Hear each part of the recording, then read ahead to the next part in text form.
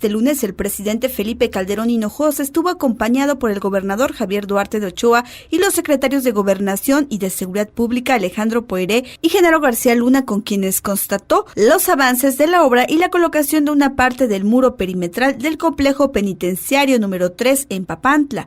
A su llegada, el mandatario fue conducido por las diferentes áreas y pasillos, así como estancias de supermáxima seguridad de este penal que lo convierten en único en América Latina. En este centro penitenciario se encontrarán 6 niveles de seguridad que incluyen un nivel de ultramáxima seguridad en donde se podrán albergar cerca de 500 reos de alta peligrosidad. Patricio Patiño Arias, subsecretario del Sistema Penitenciario Federal, fue el encargado de hacer el recorrido y la explicación de estas instalaciones federales que ya llevan un avance del 90%.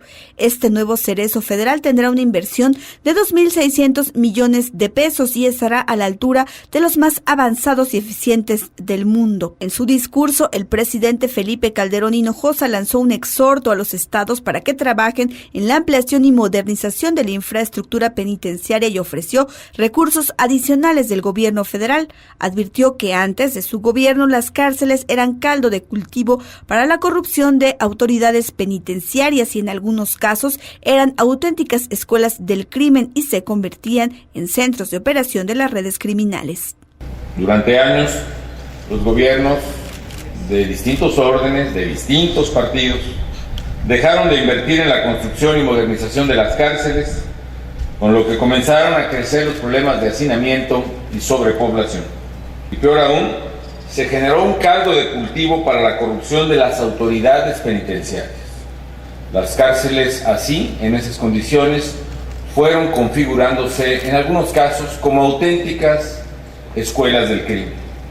Dejaron de cumplir su misión de fomentar la rehabilitación de quienes hubieran cometido algún delito y se convirtieron en centros para la operación y la ampliación de redes criminales.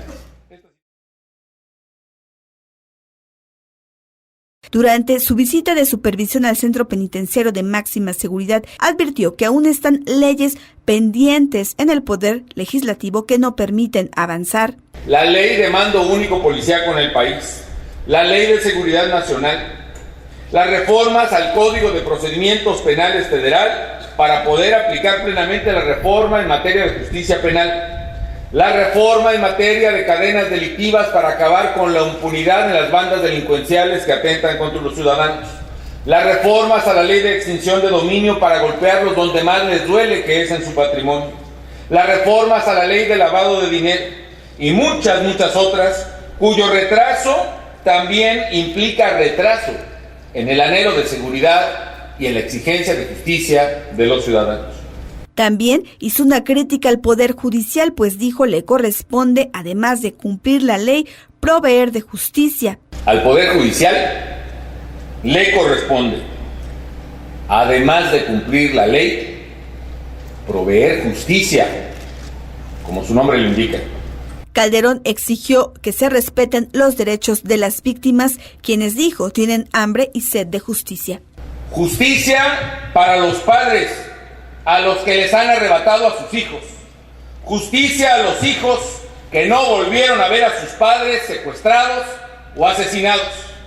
Justicia para las viudas. Justicia para los que sufren extorsión.